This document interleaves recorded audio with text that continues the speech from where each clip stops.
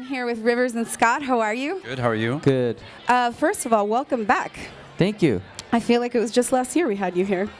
Yeah, it's been deja vu all day. Yeah. It's always a little deja vu with you guys because we have such a history with KROQ and Weezer. We even have the same dressing room. Yes? Oh, do they give you the same one every year? Uh-huh. Oh, how nice. It must be convenient so it feels like you're coming home. It does. Exactly like home. So there's something that evokes nostalgia, because we've had such a long history with you guys, so you feel like family, which is great. And I can't help but get wrapped up in the nostalgia, and I wanted to ask you, do you remember, and Scott, I'll ask you this after because you'll have a separate experience, but Okay. Do you remember your first show as Weezer here in LA? Yes, I do. We were closing for a Keanu Reeves band. They were called Dog Star, and it was at Raji's. I think it was Hollywood Well, I think that's Boulevard? West LA. No, that Raji's was in on Hollywood Hollywood. Boulevard. On Hollywood? Yeah. Okay. Yeah. It got closed down after the earthquake in '94, but yeah, that was the first show, and it was completely packed with young women who were there to see Keanu Reeves, and then we came on, and gradually the room emptied out as we played our set. So wait, but when you come on stage and you know that people aren't really there to see you, is it like, do you just consider that, okay, this is a practice situation, or does it kind of deflate you a little bit? It was kind of deflating back then, but I think eventually we just came to see it as a challenge, and of course not everybody's going to love you, but you just go out there and you try your best and try to win some people over. And Scott, what was your first experience performing with Weezer? It was really different because I think it was Inland Invasion, Oh, wow. so it was a huge crowd. What year and was Rivers that? is like, you see all these people? And I was like, yeah. He's like, they're all here to see us. And I was just so stoked, like, yes. Are you trying to make him nervous? Probably. Yeah, he likes to mess with me. But You got stoked instead of nervous. I was all messed up. I was making mistakes and having a terrible show. And then this famous story, the guy jumping on my back, my friend Davey from Stanford Prison Experiment jumped on my back during Hash Pipe. And did you keep playing? Yeah, I did. Yeah. So, but then they wrestled him off. So last year I was watching your set. You also played, I think, towards the end of the night at Acoustic Christmas, which was amazing. There was a little kid, he must have been about 15, 16 years old. He was leaning up against the rafters. He had been there all day because I'd seen him all day long. And he knew every single word. And he was looking at you guys with wonderment. Do you remember being that kid in the audience when you can go in the audience undetected and just be a music fan? Do you remember like a particular show that was you? Yeah, I mean, I can still do that. Nobody recognizes me. I can go anywhere I want. They would here. No, I was out earlier watching X Ambassadors. It was great. Yeah, weren't they? Yeah. So, yeah, I'm still there. What are we watching? Oh. Looking at my friend Brian right there. See Brian? Yeah. Oh, hi, Brian. Brian How are you Ray. doing? So you recently brought your kids on stage, which is really cool because not a lot of people get to do that. And I believe one is 3 and one is 12. One is 4 and one is 8. One is 4 and one You is were 8. close, Okay. I though. was close. What was that like bringing them on stage? And what if they said, Dad, this is what we're going to do, forget school? My daughter, my 8-year-old, she's a fantastic musician, so I can pretty much count on her. I can just know she's going to nail her part, and I don't have to worry too much. But and then my son just comes out with his little cardboard guitar and rocks out. He's just cool. So, yeah, I love having him around. And, sometimes we have extra parts in our songs, a keyboard part or something that we can't cover between the 4 of us, so it's actually pretty handy. Oh, okay. It's Child convenient. labor.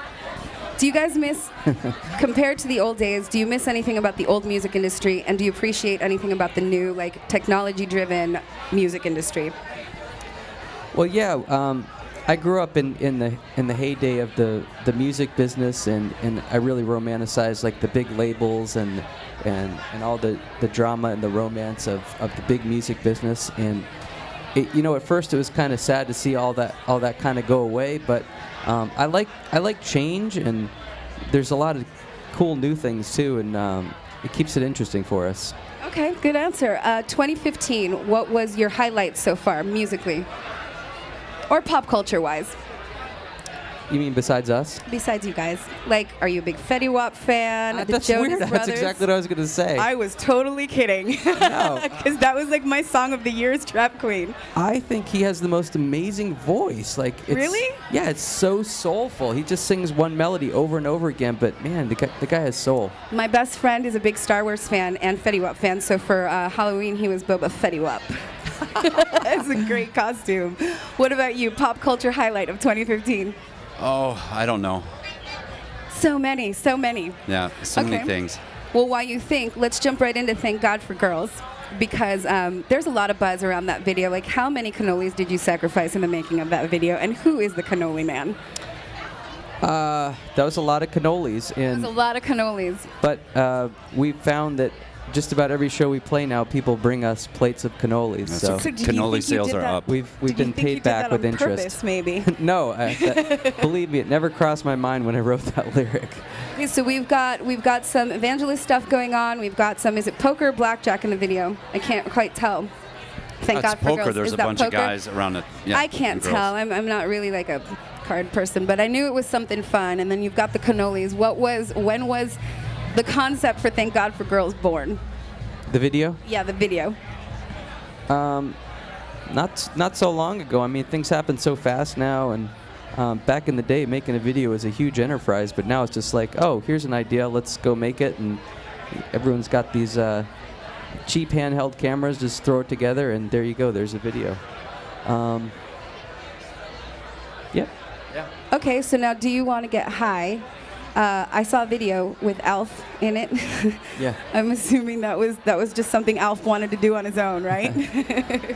Yeah, you know, that was a weird thing. We didn't really have anything to do with that. That was just Vulture made that. Yeah. And I think Alf It's of just- all creatures in this world that they chose Alf was refreshing almost. refreshing, yeah. Refreshing, that's the only thing I can think of.